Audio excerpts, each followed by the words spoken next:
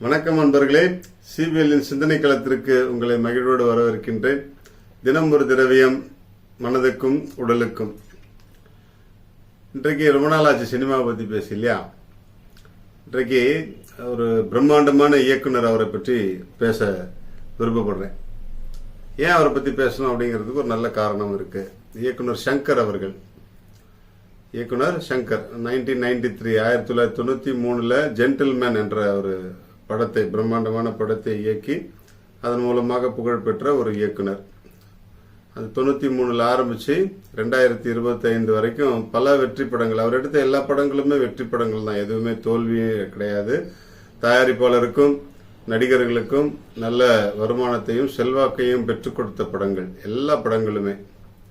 நான் ஏன் அவரை பத்தி பேச வரேன் அப்படின்னு சொன்னா, அவர் திரைப்படத்துல பல கருத்துக்களை, பல விஷயங்களை சொல்லியிருக்கிறார்.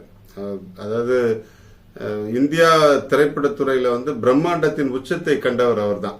அதிகமான பொருட்செலவுல நிறைய படங்களை எடுத்திருக்கிறார். ஜீன்ஸ், சிவாஜி, இந்தியன், இந்த மாதிரியான பெரிய படங்கள், இப்போ கடைசியா வந்த 2.0 போன்ற பெரிய பட்ஜெட் படங்கள் எல்லாம் அவர் தான் செய்திருக்கிறார். நிறைய படங்களை அவர் சொல்லி இருந்தாலும் அவருடைய பெரும்பாலும் அவருடைய எல்லா படங்களையும் பார்த்திருக்க வாய்ப்பு இருக்குது. நான் பார்த்திருக்கிறேன். அதுல ஒரு கண்டென்ட் மட்டும் எனக்கு ரொம்ப பிடிக்கும். எல்லாம் அவருடைய முதல் படத்துல இருந்து கடைசி படம் வரைக்கும் எல்லாத்துலயும் ஒரு விஷயத்த நேரடியாகவோ மறைமுகமாகவோ நிறைய நல்ல பதிய வைப்பார். அது என்ன அப்படின்னு சொன்னா, கல்வி. படிக்கணும், படிப்பினுடைய முக்கியத்துவம், கல்வியினுடைய மிக அவசியம். இதை ஆணித்தரமாக ஒவ்வொரு படத்திலையுமே சுருக்குன்னு வச்சிருப்பார்.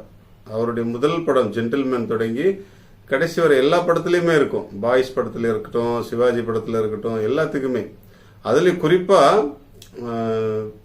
கல்வி எல்லாருக்கும் சமமாக இலவசமாக கொடுக்கப்பட்டா எவ்வளவு நல்லா இருக்குங்கிறத அப்படியே நாசுக்கா எல்லா படங்களிலுமே சொல்லியிருப்பார் அவர்.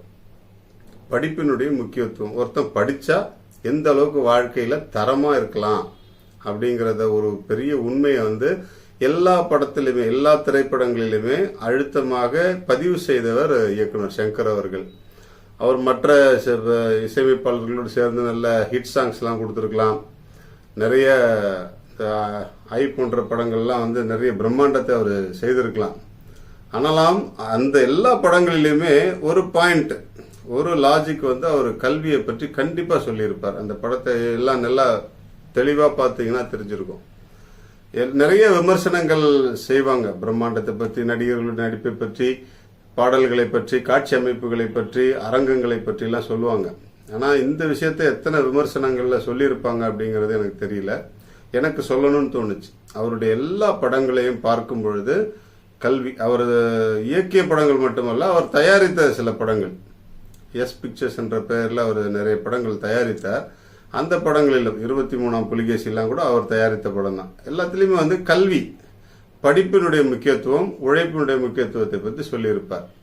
எனவே இந்த மாதிரியான இயக்குனர்கள் திரைப்பட துறையை நல்ல வியாபாரம் உள்ள ஒரு துறையாக மாற்றுகிறார்கள்.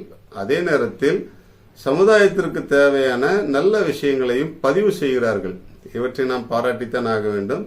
எனவே இயக்குனர் சங்கர் அவர்கள் என்னை பொறுத்தவரையில் கல்விக்கு முக்கியத்துவம் கொடுத்து எல்லோரையும் படிக்க சொல்லக்கூடிய ஒரு இயக்குனராக எங்களுடைய கண்களுக்கு மிளிர்கின்றார். நாம் அந்த படங்களை எல்லாம் பார்க்கும் பொழுது எந்த கருத்து அதிலிருந்து நாம் ஏற்றுக்கொள்ள முடியும் என்பதை ஏற்றுக்கொண்டு அவற்றின்படி அந்த இயக்குனரையோ அந்த தயாரிப்பாளரையோ பாராட்டுவதற்கு முன்வருவோம். எல்லா திரைப்படங்களும் பொழுதுபோக்குக்காக மட்டுமல்ல, நம்மை பழுது பார்க்கவும் செய்கின்றன என்பதற்கு இது போன்ற இயக்குனர்கள் உதாரணமாக இருக்கிறார்கள். வாழ்க மகிழ்வுடன். நம்முடைய கோடை காலம் ஆரம்பிச்சாச்சு. முக்கணிகளின் காலம் இது. முக்கணிகள்ல இரண்டாவது கனி பலா. இந்த பலாப்பழத்தை பத்தி 2-3 எபிசோட்ல சொல்லலாம். பலாப்பழம் மிக சிறப்பான ஒரு பழம். அதிகமாக நார்ச்சத்து நிறைந்திருப்பதால் செரிமானத்திற்கு மிக ஏற்ற பழம். வயிற்று கோளாறுகள்லாம் இருந்துச்சுன்னா பலாப்பழம் சாப்பிடுங்க, நல்லா இருக்கும். நம்முடைய தோல் பராமரிப்புக்கு, ஸ்கின் நல்லா மெயின்டைன் பண்ணும், நம்மளுடைய கிளாஸியா இருக்கும். நான் பலாப்பழம் நிறைய சாப்பிடும்போது நம்முடைய தோல் மினுமினுப்பாக இருக்கும். உண்மைதான். அதே போல் நம்முடைய கண் ஆரோக்கியம் சிறப்பாக இருக்கும். கண்ணுக்கு தேவையான எனர்ஜிலாம் வந்து பலாப்பழத்தில் இருக்குது.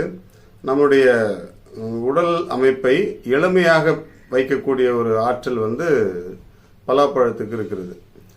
நிறைய பேர் சொல்ல கேள்விப்பட்டிருக்கிறேன் நான். எம்ஜிஆர் அவர்கள் வந்து இரவில் 2 பலாச்சுளைகளை தேனில் ஊற வைத்துவிட்டு காலையில் வெறும் வயிற்றில் சாப்பிடுவாராம், தன்னுடைய அழகையும் இளமையும் பராமரிப்பதற்காக. நிறைய பேர் சொல்ல கேள்விப்பட்டிருக்கிறேன். இது நல்ல இப்போ ஓரளவு பார்த்தா உண்மைதான். பலாப்பழம் சாப்பிடும்போது நம்முடைய உடல் அமைப்பு வந்து நல்ல பொலிவாக இருக்கும், இளமையாக இருக்கும். எனவே பலாப்பழத்தை சாப்பிட ஆரம்பிப்போம். கொஞ்சம் கொஞ்சமாக சாப்பிடுவோம், நிறைய சாப்பிடக்கூடாது, கொஞ்சம் கொஞ்சமாக சாப்பிடுவோம். நம்முடைய வாழ்க்கையில் வளம் காண வாழ்த்துகிறேன். நன்றி. வாழ்க மகிழ்வுடன்.